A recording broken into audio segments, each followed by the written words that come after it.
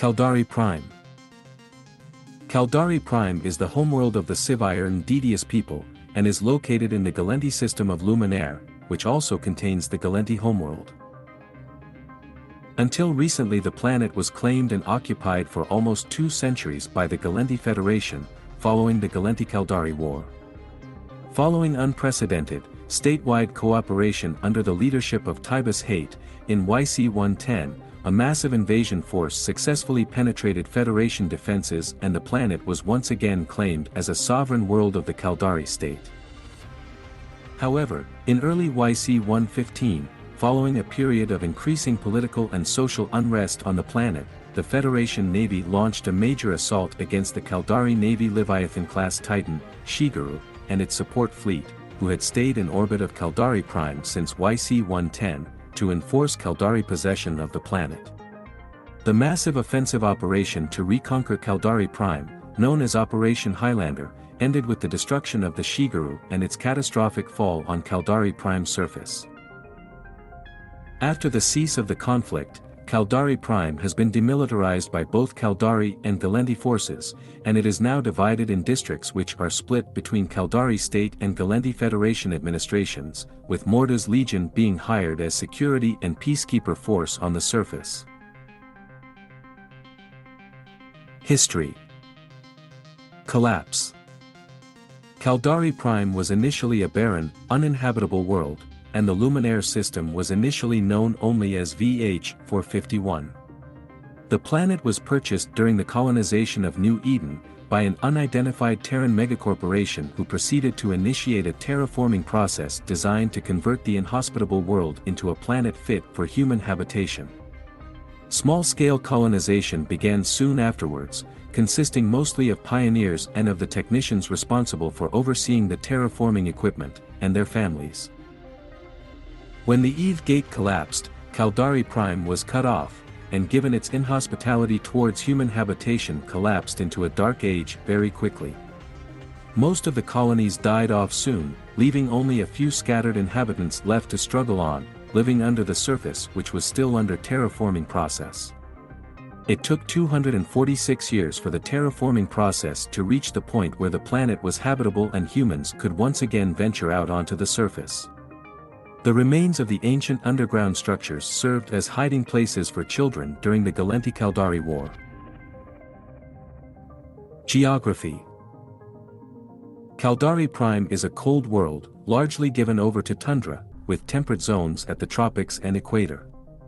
This is partly due to its being near the extreme outside edge of the Luminaire star's habitable zone, and also because the terraforming process, without adequate human oversight, was improperly completed, with the result that the air of Caldari Prime is quite thin, its soil is rather barren and its seas and wildernesses were not properly stocked with creatures and plants, many of which were too delicate to properly survive the frigid temperatures or incomplete ecosystem.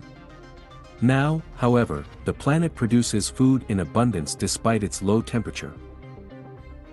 Notable locations include the Calachiota Mountains, the city of Arcurio, and the ruins of the underwater Galenti city of Nouvelle Rovena. Civilization. The social collapse on Caldari Prime was so complete that it took another 8,000 years after the atmosphere became breathable for the first recorded civilization to arise. Prior to the point, the Caldari consisted of scattered, warring tribes on separate continents who slowly came together into allied houses. The first empires and bloodlines grew out of these alliances, and over time these empires also merged, eventually leading to the formation of the Rada Empire in the year 17,453 AD. This empire lasted until year 20,998, when it collapsed and split into a number of smaller states that were the foundations for the modern Caldari megacorporations. First contact with the Galenti occurred in 22,517 AD, although they had been aware of the, at the time, less technologically advanced Caldari for 54 years prior to that point. The Galenti Cultural Deliverance Society finally arrived on Caldari Prime 114 years later. When the Galenti Federation was founded in 23,121, the Caldari were founding members. The War. Build-up. The Caldari never wholly clicked with Gallente government. Even when they were co-founding the Federation alongside the Gallente, Intaki and Manor, some of the Caldari megacorporations were establishing secret colonies and deep space resources outside of Federation borders that weren't subject to Gallente trade regulations. The Caldari viewed this as part of the process of retaining their cultural identity and autonomy. When the Caldari extraterritorial assets were, as was inevitable, discovered, the Gallente demanded that the Caldari assets be placed under Federation control. The Caldari responded by seceding from the Federation. The result was a tense standoff, with Caldari warships blockading all of the stargates that had been built by the megacorporations. The Gallente government spent several days debating how to negotiate a peace settlement. Peace was not given a chance, however. A Caldari extremist organization known as the Templiste Dragonors finally set light to the powder keg when they bombed the city of Nouvelle Rouvener. This city, constructed inside an environment dome deep underwater, was especially vulnerable to this sort of attack.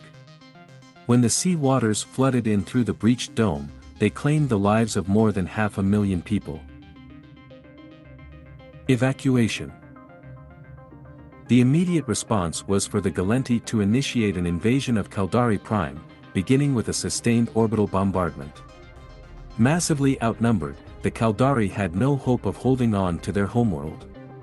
Evacuating the civilian population required the Caldari to hold the orbit of their planet for a month. Earning that month required that the Caldari Navy be able to keep the Gallente out of the homeworld's orbit and engaged elsewhere. The result was a month-long and bloody fight for the orbit of Caldari Prime, that ultimately came to an end with the heroic sacrifice of Admiral Yakia Tavaltoba in what became known to the Gallente as the Huromont Incident. The Caldari completed their objectives for the evacuation of their homeworld, but could not ultimately consider themselves successful. They were still forced to leave, and would not return for nearly 200 years. The war endured for another 80 years after the evacuation of Caldari Prime. Capsuleer Era. Pilot capsules were actually a direct product of the war, and initially used exclusively by the Caldari Navy in battle against the Federation. The technology only became widespread in YC-105, however, more than 90 years after the end of the war. Gallente occupancy. From the end of the evacuation through until YC-110, AD 23,346, Caldari Prime was part of the Gallente Federation, with a population demographic increasingly made up of largely of Gallente and smaller native Caldari population. This was always an uneasy arrangement, and Caldari Prime remained a segregated world, with distinct districts for each culture, and even whole cities where one ethnicity or the other were in the considerable minority. After the war ended, the continued occupation of the planet became a significant bone of contention for the Caldari, many of whom felt that the homeworld should be returned to them. The Federation, wary of allowing their former bitter enemies a potential foothold in the capital system, never agreed to this point of view, and continued to claim the planet as their own. Up until the rise of Tibus hate, the possible reclamation of their homeworld was at most a distant, impossible fantasy for the Caldari. Hate's rise, accompanied as it was by a surge of ethnic violence on Caldari Prime, prompted President Suro Fuarten to declare a state of martial law on Caldari Prime. The enforced curfew resulted in increased levels of segregation among the planet's inhabitants. Invasion. In YC-110, Tibus Hate seized the opportunity created by the Elder attack on the Concord headquarters in Ulai to initiate a massive invasion of the Federation with single-minded intent, the recapture of Caldari Prime. Hate committed 90% of the Caldari Navy to the invasion. Assisted by the sabotage of the Federation's tripwire border monitoring system, the treason of Anventatur, and the proximity of Luminaire to the Caldari border, a mere 2 jumps, the massive invasion force was pretty much guaranteed to succeed. With a total of 20 million soldiers committed the ground invasion, and the Luminaire system emptied of Federation warships and every entrance point thoroughly blockaded, the recapture of the planet was swift and ruthless, though by most accounts the invading Caldari forces did their best to spare civilians of both races. The martial law and resultant separation of the Gallenti and Caldari populace into separate districts, made it very easy for Haight to twist President Foaretain's arm. Faced with the deaths of every Gallenti on Caldari Prime and maybe on Gallenti Prime as well, Foaretain relented and used the presidential emergency powers, given to him by the Federation Senate, to ratify the Federation's surrender of Caldari Prime to the control of the state. Under Foaretain's orders, the Caldari fleet was allowed to withdraw, leaving a single Leviathan-class Titan, the Shigeru, and its support fleet in orbit over the planet. Caldari sovereignty. Caldari Prime was a bubble of Caldari territory inside Federation space for 5 years. Foaretain's signing of the treaty that handed the world back to the state, has been alternately hailed as the best possible decision in a bad situation, and viciously criticized as being spineless. The planet was under occupation by the state's forces, with the occupying forces consisting mostly of state army regulars, supplemented by provost auxiliaries. Naturally, there was a significant resistance movement, either Gallenti military who refused to surrender, or rebellious civilians unwilling to take their home's change of ownership lying down. The most notable of these movements was the Joint Resistance Movement. The Caldari were forced to take extreme measures for dealing with these dissidents. Operation Highlander. From March 15, YC-115, a new period of unrest started on Caldari Prime, leading to the destruction of Provost headquarters on the March 18 and subsequently to the Battle of Caldari Prime. On the morning of March 22, the Federation Combined Armed Forces launched their largest military offensive since the bombardment of Caldari Prime, over a century earlier, facing off against the Shigeru and her support fleet in an 8-hour battle that saw millions of casualties and the first large-scale military use of cloned soldier technology, as thousands of cloned mercenaries fought on both fronts. Deploying a capital assault force of Nyx-class supercarriers and Moros-class dreadnoughts, the Federation forces were considerably aided by Capsuleer supporters. While the Shigeru and its escorts were supported by Caldari loyalist Capsuleers, the attacking forces proved too strong and the Titan was destroyed. Large sections of the Titan's superstructure impacted on the surface of Caldari Prime, causing widespread destruction. On Caldari Prime itself, clone mercenaries fought fiercely for both the Caldari and Gallenti ground forces. Caldari forces were able to hold a slight majority of the planetary surface, a major factor in the subsequent demilitarization and division of the planet between Caldari and Gallenti administrations. Soon after the catastrophic impact of Shigeru's remains with the surface, Ishikone asked permission to the Gallenti Senate to access the planet for relief purposes, permission that was granted soon after, and played an important role for the subsequent diplomatic efforts of ceasing the conflict still ongoing on the surface.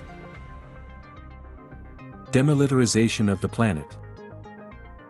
On April 2, YC-115, an agreement between the Gallenti Federation and the Caldari state was signed by President Jacques Rodin and 6 of the 8 CEOs of the Chief Executive Panel. Despite both Tibus Haight and Lai-Dai CEO Alikoni Ishinoya refused to sign, the bylaws of the CEP de facto bound all megacorporations to respect the agreement.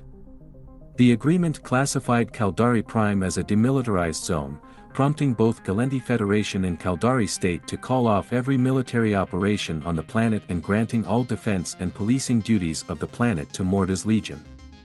The surface has been divided into a number of districts that has been split between Gallenti and Caldari administration.